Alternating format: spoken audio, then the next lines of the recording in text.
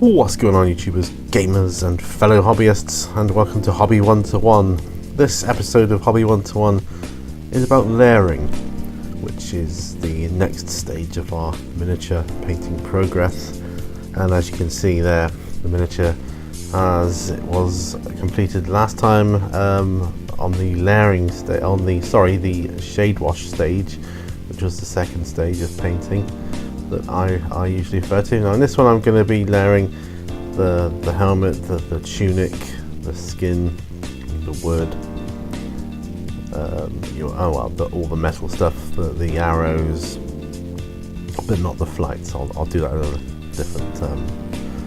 in a different video. There are many different ways to layer.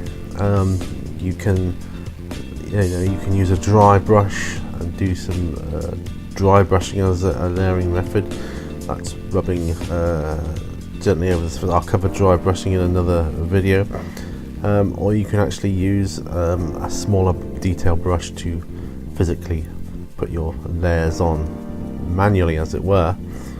I'm going with Doomball Brown to cover over this Rhinoxide tunic.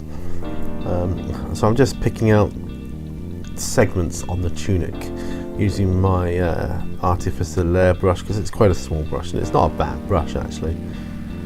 So I'm using that one, obviously leaving the recesses darker, and that provides detail to the eye for this highlight. Now this is only the first stage of highlighting. You can layer as many times as you want, and also please don't get caught up in layer paints, base paints and that kind of thing. Just because it's called a base paint or a layer paint doesn't mean you have to use it for that specific purpose. It's just what it was designed for, that's all. So you can use layer paints to base cover, coat miniatures and so on. This is a layer paint, this Doomball Brown, so I'm just going over the Rhinoxide and then the wash that was placed down on after it, and this helps to bring out the gaps that I leave, you see. So I'm really looking for the raised areas, which is what dry brushing would do. Dry brushing is more of a time-saving method of doing it, I suppose, but yeah, so I'm just picking out the bottom part of the tunic. I'm going to use a different color brown for the top part of the tunic. I don't know, I just feel that would catch the sun more and would weather more, so it would be a different color perhaps. That's just my way of thinking. But there it is, that's the main tunic done. So I'm using Scrag Brown on the top part of the tunic. And again, I'm just layering on the more raised details, as you can see, and just leaving all the recesses dark. That's how layering works, and it works really well. So yeah, so there we go. It is speeded up, so it was easier to do that than cut and edit.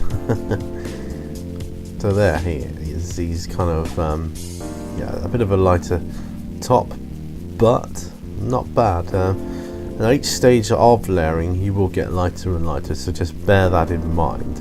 Okay, so there it is. That's the tunic part done. Okay, now we're going to highlight the skin with Cadian Flesh Tone. And again, just the raised areas like the nose, the lips, the cheeks, the knuckles, the individual fingers, the back of the hand,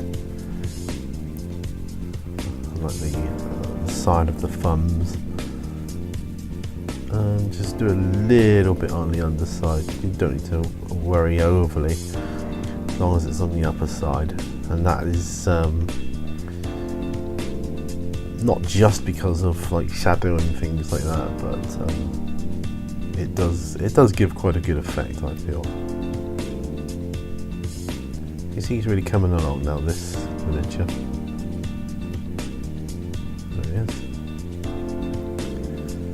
Right, Deathclaw Brown, and so one of the other methods of highlighting is the dry brush technique.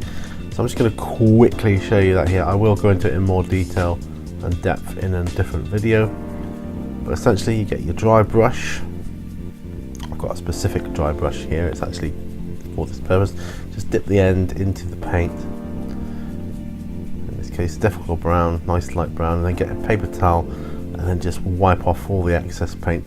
Pretty much all of it, the majority of the paint. Just wipe it off on the paper towel until there's nothing much coming out.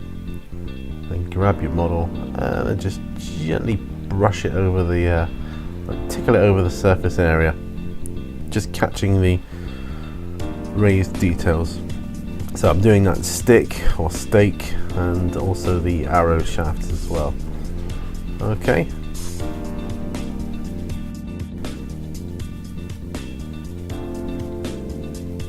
Now the other area is the metal. So I've got 3 metal colours there: Necron Compound, Runefang Steel and Stormhost Silver that I might want to use for dry brushing.